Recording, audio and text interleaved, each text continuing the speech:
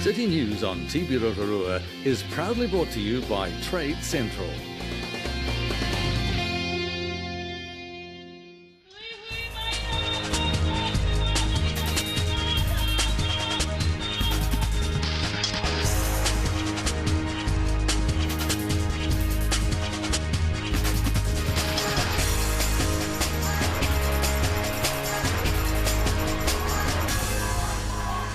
Tēnā koutou katoa tonight on City News.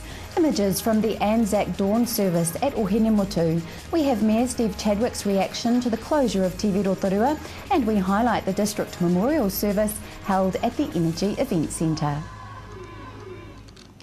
A record turnout at the Rotorua Dawn service made for a very memorable occasion at Ohinemotu on Saturday. They were there to commemorate the 100th anniversary of Gallipoli and all the servicemen and women who fought for New Zealand and who have died for our country.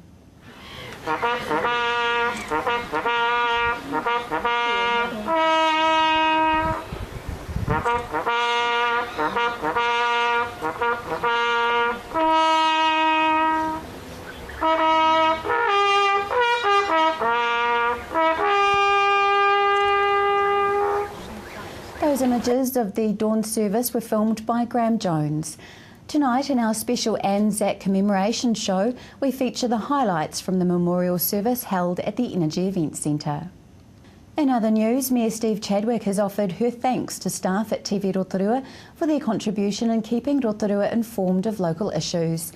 We valued regional television and local TV Rotorua for telling our stories, a council that had to change and build confidence with our community. And this has been a medium that has been so useful for us. I'm not sure how we're going to do this next and fill this gap, but I can assure those in Rotorua that those stories that are rich for the telling remain there and are growing, and we're going to have to find a way as a council on the move to make sure that our stories still get broadcast. In sport tonight, and the weekend Central rugby results, Rotoiti beat Waikete 53-0, Kahukura won 17-5 against Marist St Michael's, and Whakarewarewa beat Notaha 57-3. To your weather update now, Rotorua. Tonight, occasional showers, some heavy, fresh westerlies overnight, a low of 7. Tomorrow Wednesday, mostly fine, evening cloud, fresh westerlies, a high of 15 and low of 10. Looking out to Thursday, mainly fine, morning cloud, dying southwesterlies, a high of 15 and low of chilly 1 degree. Marine forecast for Lake Rotorua for Wednesday, westerly 20 knots, waves about ½ metre and fine. Still to come tonight on City News, our highlights of the Anzac Day Memorial Service held at the Energy Event Centre.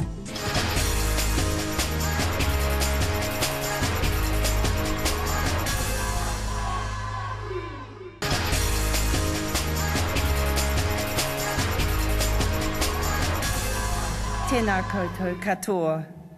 To the warriors of war who have gathered here today, greetings to you all. Tēnā koutou, tēnā koutou, tēnā koutou katoa. Greetings to you all. Good morning, everybody, and welcome to our 100th Anzac Day Civic Memorial Service for 2015. Like so many other communities in New Zealand and Australia, we're here this morning to commemorate the 100th anniversary of the Gallipoli landings. Over the last year, since the World War I 100 commemorations began, we have seen much in the media about how communities all around New Zealand and the world have remembered those who were often so young and gave so much in a war that for our men and women was a very, very long way from home. In our own community, we've convened a World War I committee made up of representatives from the RSA, the Te Arawa Returned Services League, the 28th Māori B Battalion Company Trust, the Ngāti Whakaui Endowment Education Trust, the Museum, the Rotorua Boys High School, the Rotorua Men's Shed, the media, the New Zealand Cadet Forces and the Council. The committee has has had input into many of the very special events that have occurred in our community since last year's Anzac Day commemorations. One of the very first was the successful and moving sculpture symposium that saw 17 sculptors based in the recently developed Sulphur Lake area of the Government Gardens, and they carved works inspired by the theme, The Returning Soldier. This weekend, a giant field of poppies made by the community, with local artist Jill Walker facilitating, will adorn that trail and the surrounds. I encourage you to visit this space to reflect and be inspired. As many of you have marched this morning, you will have passed by and maybe paused at Rotorua's first Field of Remembrance. Over the last year, a significant amount of work has gone into the researching of the men who are commemorated here. The committee has asked me to stress, however, that much of the information that has been used to date is very old, and it's reliant on the accuracy of manual record keeping at the time it was collected. The committee encourages anyone who has information on family members who they believe should be commemorated here and aren't to contact either the Council or the RSA. Just prior to inviting you to stand and sing in a very loud voice, God Save the Queen, may I also acknowledge with our thanks our two wonderful Rotorua bands who are supporting our Anzac services and other major events, but especially our services here today. The Rotorua Brass, under the baton of the musical director Jim McGregor, and the City of Rotorua Highland Pipe Band, led by Pipe Sergeant Trevor Rowson. And I understand one of the marches that we were led by this morning was a new composition, especially written for the 100 commemorative event. Would you all now please stand and join Evelyn in singing God Save the Queen.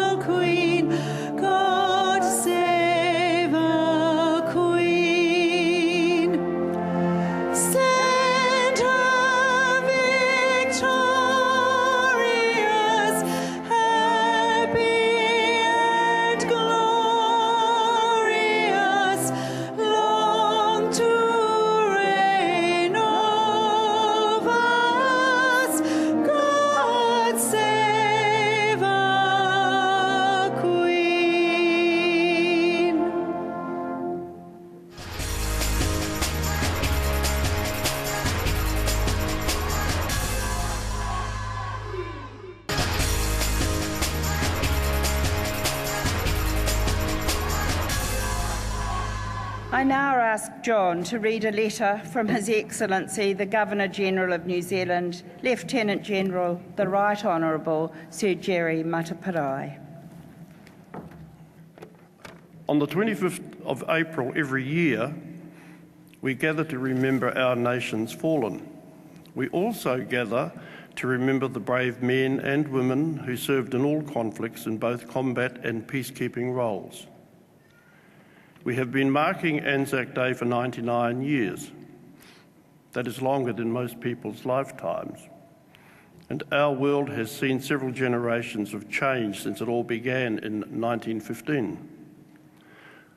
What has not changed, and what observance of Anzac Day helps to affirm, are the qualities we prize: the quality of courage, the quality of compassion, and the quality of comradeship.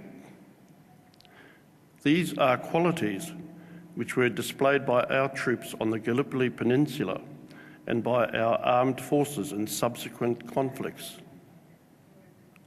On this day in 1915, a century ago, New Zealand and Australian troops disembarked at Gallipoli. They disembarked onto a narrow beach flanked by steep cliffs. Visiting Gallipoli today, it is hard to imagine how that serene landscape was beset by the noise, the terror and the confusion of battle. While we are fortunate to live in a time of relative peace, on Anzac Day we can reflect on the impact of conflict on our communities and on our brave servicemen and servicewomen. It was a privilege and an honour for me to open Pukeahu National War Memorial Park in Wellington this week. Pukeahu is a place of contemplation, a place where generations of New Zealanders will go to honour those who have served their country. And it is a place to learn more about our history of military service, be it in war or be it in peace. With more young people attending Anzac services each year, I am confident that the torch of remembrance is burning brightly, and it will be passed on to future generations. In this way, we can be assured that the significance of Anzac Day will not fade, and people will continue to gather in towns and cities throughout New Zealand and across the world to commemorate our nation's fallen and to remember the sacrifices of those who went before us. Ka maumahara tonu tātou ki a rātou, lest we forget. The words reach out across the water to the hard stainless steel of the ships and weapons of destruction, weaving their way through the mass of uniform-clad men and filling the air with a sense of aroha, longing, hope, and the promise of a safe return. Bonds that will span lifetimes, decades, and now a century were forged in those moments and in the preceding years. As they headed out to the open sea, the words covered them like a korowai, warm and beautiful. The aroha of everyone encapsulated in a tune that will have to carry them through the darkest of moments. Can you imagine? Kei ware ware tātou, lest we forget, must resonate not just today, but for always. And what of those who sang the song?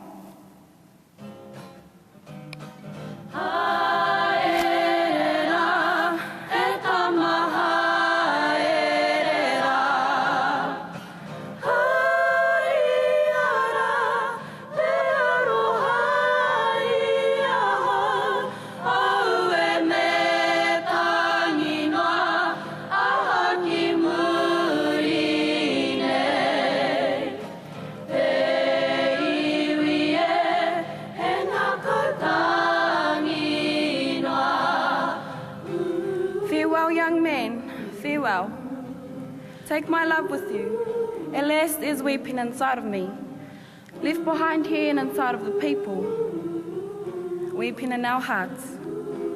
Our people shed their tears as ship after ship left port throughout the duration of World War I. And without any shadows of doubt, that same sense of yearning would have accompanied them for as long as they were away. But that did not and could not stop the world from turning. As our men left our shores, our women stepped up. They had to, because 1/5 of our workforce at any one time was involved in some aspects of the World War I war efforts. They fundraised for the war efforts, worked in factories to supply goods for the war, and even travelled to Gallipoli to work. They did this and raised their children. Many of you here today will carry the stories that have been shared with you by members of your families or your own direct experience. Today is the day that we stop and share these memories. Their contribution was pivotal, and without it, we could not have sustained ourselves as a nation. Kei ware ware tātou, lest we forget. It cannot be forgotten.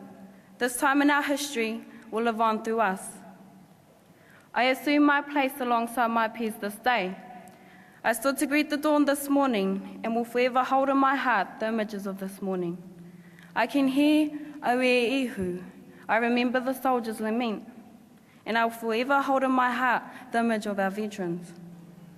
I am humbled by you all, Rairangatira Mā, and I will never forget the sacrifices that were made this day 100 years ago.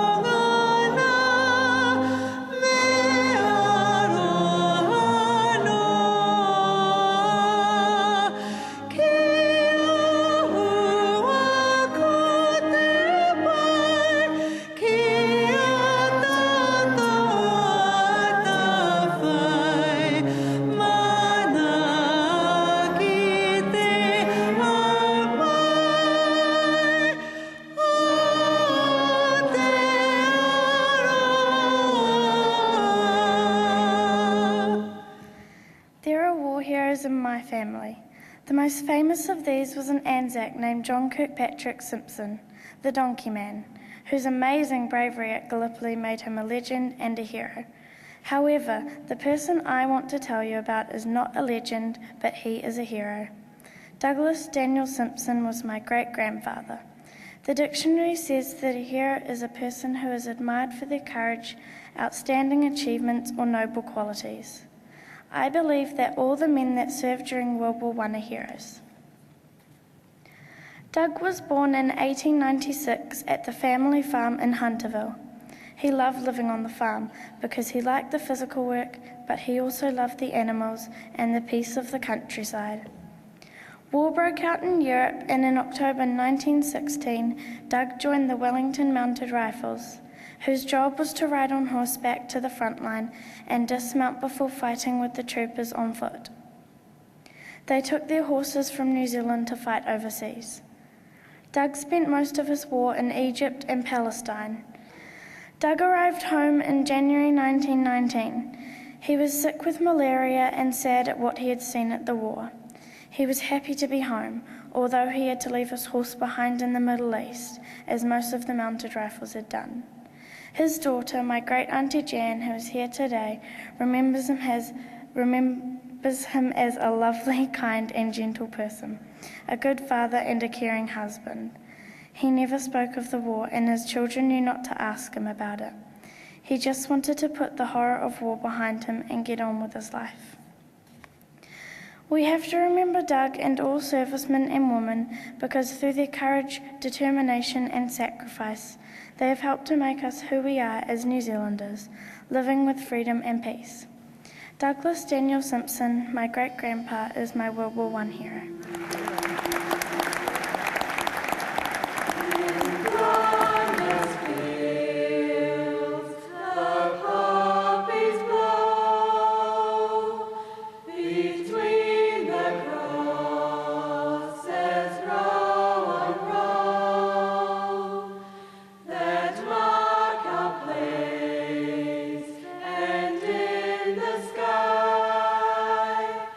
The larks will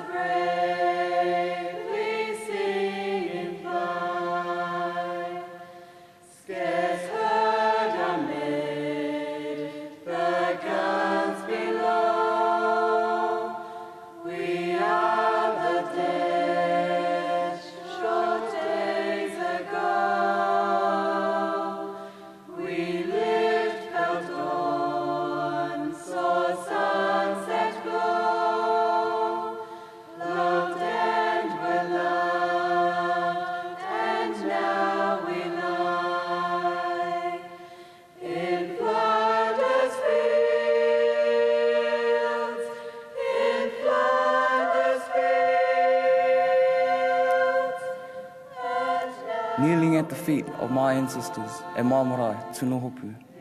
I am again made aware of the battles fought through the whakairo, decorated by the old dusty photos of those who were at Passchendaele, the Somme, Gallipoli and Chinook Bay.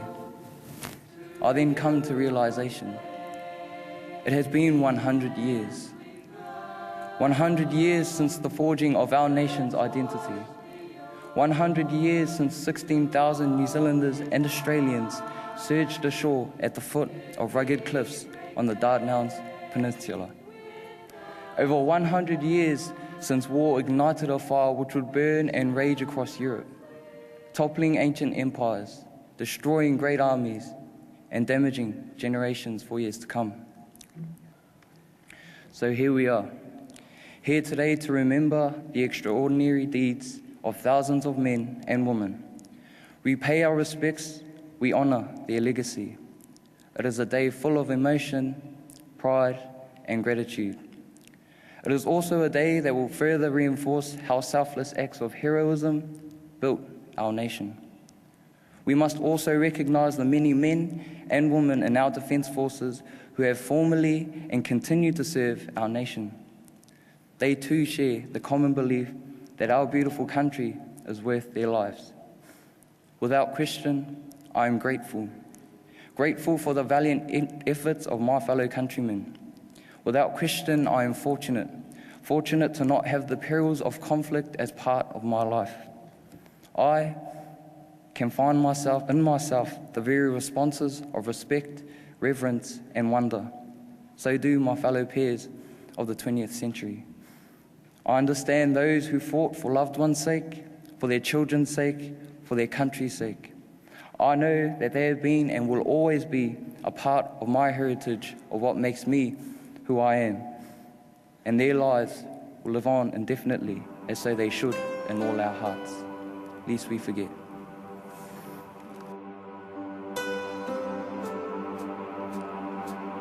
I want to leave my footprints on the sands of time. Know there was something that meant something that Highlights there of the Anzac Day Memorial Service held at the Energy Event Centre, and those images were shot by Wayne Douglas. E te iwi o te aroa, people of Rotorua, I would like to say thank you so much for having me. To the iwi of te aroa for welcoming this wahine from Ngāti Kahungunu into your rohe. And though I have children from here and feel I belong, you've made me feel like I belong. Thank you. Everybody else in Rotorua, I've made amazing friends through TV Rotorua. I have got to meet some of the most influential and powerful figures in the city, some of the most dedicated volunteers, and some of the most unbelievable people doing amazing things. If I have any message, and this is all off the cuff, it is that we love our city because it is filled with amazing people doing extraordinary things. Long may our city reign as the top destination in New Zealand to come to for Māori, for art, for feeling the wairua, the spirit that is New Zealand. Kia ora Rotorua, from all the team here at City News, ko Māori e.